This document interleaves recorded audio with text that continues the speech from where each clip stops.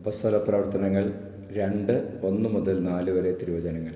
പന്തക്കോസ്താ ദിനം സമാഗതമായപ്പോൾ അവരെല്ലാവരും ഒരുമിച്ച് കൂടിയിരിക്കുകയായിരുന്നു. കൊടുങ്കാറ്റടിക്കുന്നത് പോലെ ഒരു ശബ്ദം പെട്ടെന്ന് ആകാശത്തു നിന്നുണ്ടായി.